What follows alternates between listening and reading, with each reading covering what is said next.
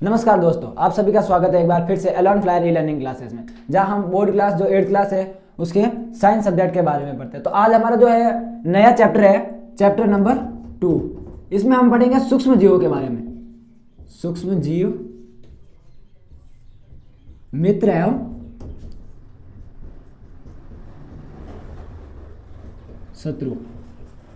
जो सूक्ष्म जीव है वो हमारे लिए किस प्रकार, इनके जो बेनिफिट्स हमारे लिए क्या है, या फिर जो हार्मफुल इफेक्ट्स इनके जो है वो हमारे बॉडी के लिए या फिर हमारे जीवन के लिए किस प्रकार वो हानिकारक है, उसके बारे में आज हम पढ़ेंगे। सबसे पहले तो हमें यह पता होना चाहिए जो हमने पार्ट का नाम लिखा है उसका मतलब क्या है। जैसा कि पिछले पार्ट में हमने फसल का मतलब पढ़ा था, फसल का पता चला तो उसके बारे में हमने बहुत सारे टॉपिक्स और भी पढ़े। तो सबसे पहले हमें पता होना चाहिए कि सूक्ष्म जीव क्या है। सूक्ष्म का मतलब होता है माइक्रो। माइक्रो का मतलब ऐसी चीज जो अत्यंत छोटी हो, मतलब बहुत ही छोटी, जिसको हम बिना किसी यंत्र के या फिर बिना किसी गैजेट या उपकरण के हम उसको नहीं देख सकते, उनको हम कहते हैं माइक्रो चीज। ऐसे माइक्रो चिप है, बहुत सारी चीजें आती है माइक्रो के अंदर। लेकिन जो आज हम जो पढ़ने वाले हैं वो जीव है। तो माइक्रो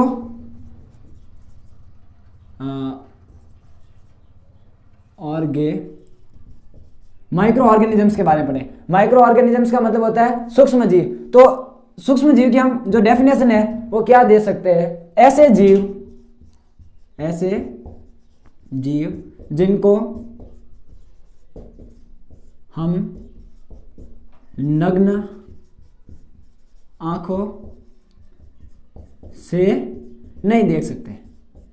सूक्ष्म जीव के लिए हम डेफिनेशन क्या दे सकते हैं कि ऐसे जीव जिनको हम नग्न आंखों से नहीं देख सकते। चलो, ये तो हमारा टॉपिक क्लियर हो गया कि ऐसे जीवों को हम सूक्ष्म जीव कहेंगे जिनको हम जो है नग्न आंखों से नहीं देख सकते। तो फिर हम सूक्ष्म जीवों को कैसे देख सकते हैं? कैसे सबसे पहले सूक्ष्म जीवों को देखा गया? तो सूक्ष्म जीवों को हम है जो यंत्र की सहायता से देख सकते हैं। किसके द्वारा देख सकते हैं? यंत्र की सहायता से देख सकते हैं। अब यंत्र कौन सा हो सकता है? कौन सा यंत्र है जिसके द्वारा हम सूक्ष्म जीवों को देख सकते हैं? उसको हम बोलते हैं सूक्ष्मदर्शी यंत्र। सूक्ष्मदर्शी यंत्र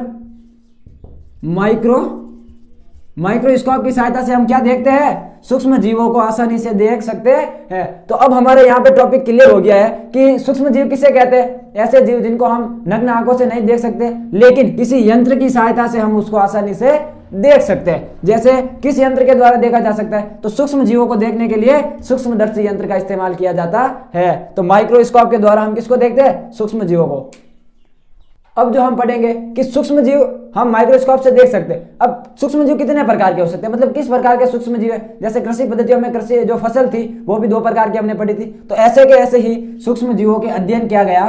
तो सूक्ष्म जीवों को 4 भागों के अंदर सूक्ष्म जीवों को डिवाइड किया गया। मतलब 4 भाग ऐसे थे जिनको हमने कहा सूक्ष्म जीव। एक तो थे जीवाणु, कवक,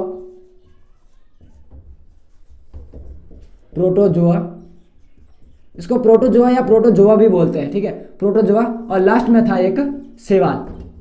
इन सब चीजों को हमने रखा था किसमें? सूक्ष्म जीवों में। इनके अलावा भी कुछ ऐसे जीव थे जो सूक्ष्म जीव तो नहीं थे, सूक्ष्म जीवों से भिन्न थे, लेकिन उनकी साइज भी कितनी थी? सूक्ष्म जीवों की साइज थी। उनका नाम रखा गया था विषाणु। ये भी एक प्रकार के सूक्ष्म जीव ही है, इनको बोलते हैं वायरस।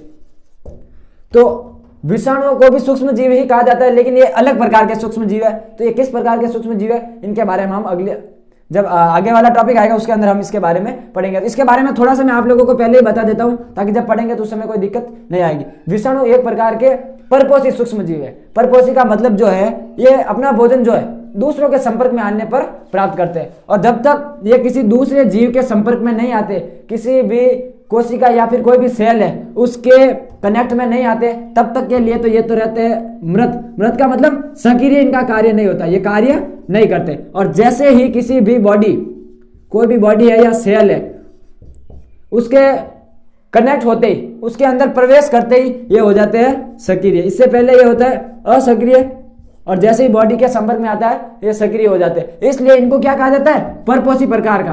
परपोषी सूक्ष्म जीव किसको कहा जाता है? परपोषी सूक्ष्म जीव विषाणु को कहा जाता है। क्यों कहा जाता है? क्योंकि ये जब किसी की बॉडी या फिर इनको जो स्थान है रहने के लिए, इनके अनुकूलन का जो स्थान है वो इनको नहीं मिलता, तब तक तो ये मृत असक्रिय होते हैं। और जैसे ही इनको कोई बॉडी मिल जाती है, कोई इनके अनुकूलन का स्थान मिल जाता है, तो ये सक्रिय होकर अपना प्रभाव दिखाने लग जाते हैं। तो ये थे सूक्ष्म जीव के प्रकार। और सूक्ष्म जीव के अलावा ऐसे और भी जीव है जो हम उनको नग्न आंखों से नहीं देख सकते, बिना माइक्रोस्कोप के नहीं देख सकते, लेकिन उनको सूक्ष्म जीवों की जो सारणी है उनसे थोड़ा सा भिन्न रखा गया। भिन्न भी क्यों रखा गया उसके बारे में हमने पढ़ा कि ये क्या है, परपोषी प्रकार के सूक्ष्म जीव होते हैं। अब जो हम पढ़ते हैं कि सूक्ष्म जीवों के बारे में हमने पूरा पढ़ लिया। सूक्ष्म जीवों के बाद में मित्र और शत्रु, सूक्ष्म जीव हमारे लिए किस प्रकार से लाभदायक है और सूक्ष्म जीव हमारे लिए किस प्रकार से शत्रु मतलब हानि का कार्य करते हैं। अब इनमें से कुछ जो है जैसे जीवाणु है, प्रोटोजोआ है, शैवाल है, ये एक कोशिक सूक्ष्म जीव कहलाते हैं। मतलब अब प्रोटोजोआ के उदाहरण जैसे हमने पिछली क्लास में भी देखा था, प्रोटोजोआ के जो उदाहरण है हमने पिछली क्लास में भी देखे थे। जैसे एक तो था अमीबा, ये क्या एक कोशिक जीव है। दूसरा हमने देखा था पैरामीशियम, ये किसके उदाहरण है, ये प्रोटोजोआ के उदाहरण। ये दोनों जो उदाहरण है ये प्रोटोजोआ के हैं।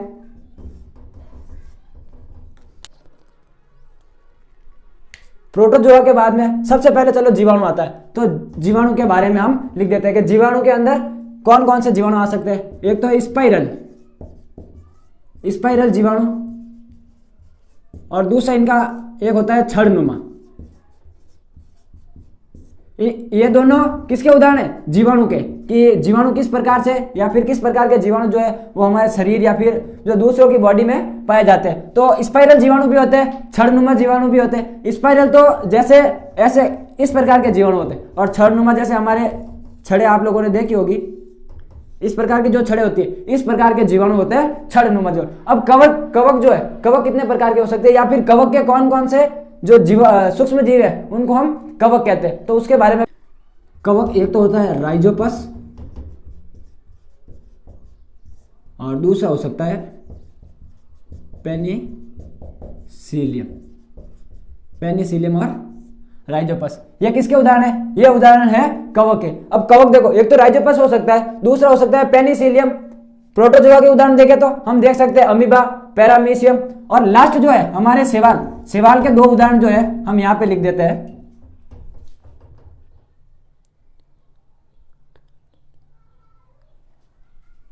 एक तो होता है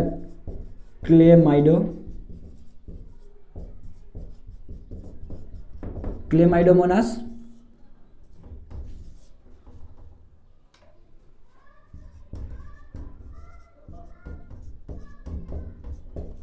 स्पाइरोगोरा। तो अगला जो हम पढ़ेंगे वो पढ़ेंगे शैवाल के बारे में। अब शैवाल के भी दो शैवाल किनको कहेंगे, जिनके जैसे दो नाम है, एक तो क्लेमाइडोमोनास, ये भी शैवाल के उदाहरण है। जितने भी क्लेमाइडोमोनास है उन सबको हम शैवाल कहते हैं। दूसरा है जैसे स्पाइरोगोइरा भी क्या है, एक प्रकार की शैवाल है। तो अब देखो हम सब ने इन सबके जो है दो दो उदाहरण, जैसे कि स्पाइरल जीवाणु है, छड़नुमा जीवाणु है, ये क्या है, जीवाणु है। इस पे जैसे राइजोपस है, पेनिसिलियम है, ये क्या है, कवक है। और अमीबा है, पैरामीशियम, ये प्रोटोजोआ। और शैवाल में जैसे क्लेमाइडोमोनास है, स्पाइरोगोइरा होता है, ये सारे क्या है, ये है शैवाल। तो हमने देखा कि जो सूक्ष्म जीव किसे कहते हैं। सूक्ष्म जीवों के बाद हमने देखा कि इनके जो चार प्रकार है, जिन चार वर्गों में बांटे गए, उनके उदाहरण के साथ साथ उनके अंदर जो जीव पाए जाते हैं या फिर जो सूक्ष्म जीव इनके अंदर रहते हैं उनके जो एग्जाम्पल्स है वो देखे। अब हम देखते हैं, अब जो हमारा अगला टॉपिक है वो है कि सूक्ष्म जीव हमारे मित्र कैसे हो सकते हैं। ऐसे कौन से सूक्ष्म जीव है जो हमारे शरीर के अंदर मित्रता का काम करते हैं, मतलब हमारे साथ जो है वो फ्रेंडली रहते हैं। जैसे आप लोगों ने एक चीज देखी होगी, दही जमना। आप लोगों ने दही के बारे में सुना होगा, जिसमें हम दूध प्लस कुछ अम्ल जैसी चीज डालते हैं। अम्ल का मतलब तो खट्टे पदार्थ, उसको डालने पर हमें मिलता है दही मिलता है। अब दही बनता कैसे, अब दही कोई जादू से तो बनता नहीं है। दही बनने के लिए कुछ ना कुछ तो इन दोनों के बीच में क्या होगा, कुछ ना कुछ तो प्रोसेस हुआ होगा, और इस प्रोसेस के कारण ही क्या बनता है, दही बनता है। तो दही में एक बैक्टीरिया पाया जाता है, जिसका नाम होता है लैक्टोबैसिलस। लैक्टोबैसिलस नामक एक जीवाणु पाया जाता है, बैक्टीरिया पाया जाता है, जो क्या करता है, इसके अंदर में लैक्टोज अम्ल को छोड़ता है। और लैक्टोज अम्ल जब दूध के अंदर जाता है तो जो लैक्टोबैसिलस जीवाणु है वो दूध को किस में चेंज कर देता है, दही में। तो दही जमने के लिए किस बैक्टीरिया का उपयोग किया जाता है, लैक्टोबैसिलस। और इससे पहले हमने फसल वाले चैप्टर में पढ़ा था कि कुछ फसल होती है, फसल की जड़ों के अंदर क्या होता है, नाइट्रोजन स्थिरीकरण, हमने पढ़ा था नाइट्रोजन स्थिरीकरण। अब नाइट्रोजन स्थिरीकरण कौन करता है, पौधे के अंदर। पौधे जो वायुमंडल से डायरेक्ट नाइट्रोजन तो ले नहीं सकते, तो इनकी जो जड़ें है, इनकी जो नीचे जहां से खनिज लवण ये लेते हैं, जो इनकी जड़ें हैं, इन जड़ों के अंदर कुछ गांठ-नुमा संरचना पाई जाती है, ऐसे नॉड्स पाए जाते हैं इनके अंदर। और इन नॉड्स के अंदर एक राइजोबियम नाम का एक जीवाणु पाया जाता है, राइजोबियम नाम का एक जीवाणु पाया जाता है, जो इसके अंदर क्या करता है, नाइट्रोजन स्थिरीकरण का जो कार्य है वो कौन करता है, राइजोबियम नामक जो जीवाणु है वो इनके अंदर नाइट्रोजन स्थिरीकरण का कार्य करता है। ये नाइट्रोजन है, इसको छोटे छोटे टुकड़ों में, इसके जो घटक है छोटे छोटे घटकों के अंदर इसको तोड़ देता है, फिर पौधा इसको अपने ऊपर की ओर ले जाता है और फिर अपने जो भोजन का कार्य है वो पत्ती के अंदर संपूर्ण करता है। तो ऐसे के ऐसे ही बहुत सारे ऐसे जीवाणु है, ऐसे बैक्टीरिया भी है, ऐसे कवक भी है, जो हमारे शरीर के लिए क्या है, लाभदायक है। तो जो सूक्ष्म जीव है, मित्र और शत्रु हमारे लिए किस प्रकार है, वो हम अगली क्लास में चर्चा करेंगे। तो आज के लिए बस इतना ही, मिलते हैं नेक्स्ट वीडियो में। तब तक के लिए आप इस क्लास को ध्यान से देखो और इसके अंदर जो नोट्स है वो आपको इसके PDF में नीचे मिल जाएंगे। Okay, thank you.